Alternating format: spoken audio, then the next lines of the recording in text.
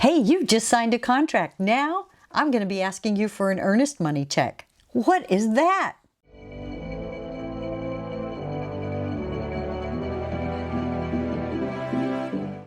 Hi everybody, this is Deb McNeill, McNeill and Associates Real Estate. I'm here to answer your real estate related question. And one I get quite often is, what is earnest money? Earnest money is not a fee.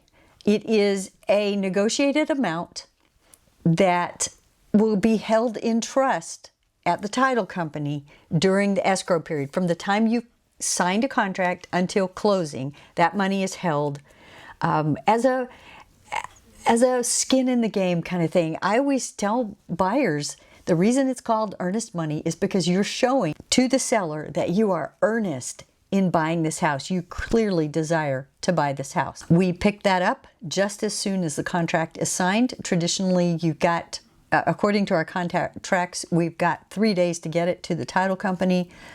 Unless there's a holiday, then there's flexibility. I know all about that. I'll talk you through that. One thing you ought to know, you do not have to have an earnest money amount, really, in the contract to make it a valid contract. There are some things you must have in a contract to make it valid, but in Texas, you could have a zero earnest money. No seller is going to accept that. Sellers want to see that you are intending to buy the house. So traditionally it's 1% of the sales price. I just wrote a contract the other day for $615,000, so the earnest money is going to be $6,150. That will be going to the title company. The other thing you should know is that that money does not go to me. It does not go to the other agent. It does not go to the seller. It is, we take that money is taken to the title company.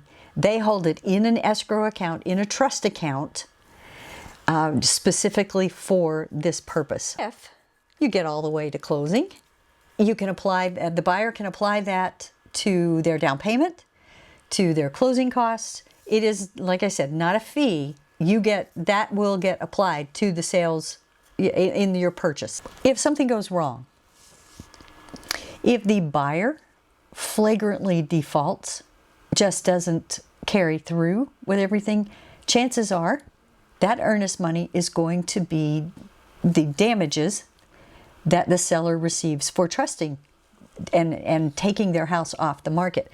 Now, there are several outs. There are several times during a contract when a buyer can get their earnest money back, can terminate the contract and get their earnest money back. The first one is the option period. That's the first few days of a contract. It's a negotiated number of days. In Texas, during those days, the buyer can terminate for any reason. He or she does not have to justify it. There doesn't have to be anything scary about the house. It could be, this one just isn't for me. So you terminate and you get your earnest money back. That process can take a week to 10 days because the title company has just deposited it. They want to make sure it clears the bank and then you get your funds returned. But it's not a hassle at all. It's just a matter of time. The other time that significantly when a buyer might get their earnest money back is if they are not able to secure financing. There are a certain number of negotiated days written into a contract that a lender has time to make sure that he or she can get you into the kind of loan you think you're going to get in order to buy the house. If by the end of those days, it's not going to work, we send a letter to the other side. We say, financing isn't working out. And we dissolve that contract and the buyer gets their earnest money back. That happens less and less because we try very hard to make sure that buyers are truly ready and that they don't do stupid things like go buy a motorcycle while they're under contract to buy a house. True story, had that happen one time. Okay, let's see. Is there any other? buyers have several outs in a contract. You're never forced to buy something that you don't feel great about, don't feel comfortable about. Sellers have fewer outs during a contract, so they need to be especially careful.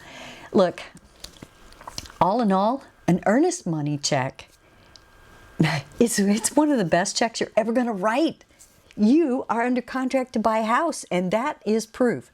And okay, all you millennials, I know a lot of you guys don't have checkbooks, and that's okay. We can get that sum of money from your bank to the title company in a way that's efficient and safe. Wire it, cashier's checks. Some title companies even have apps where you can do the transfer of money that way, and that works fantastic. If you have any questions, real estate related, about earnest money or about real estate in general, put a question down in the comments.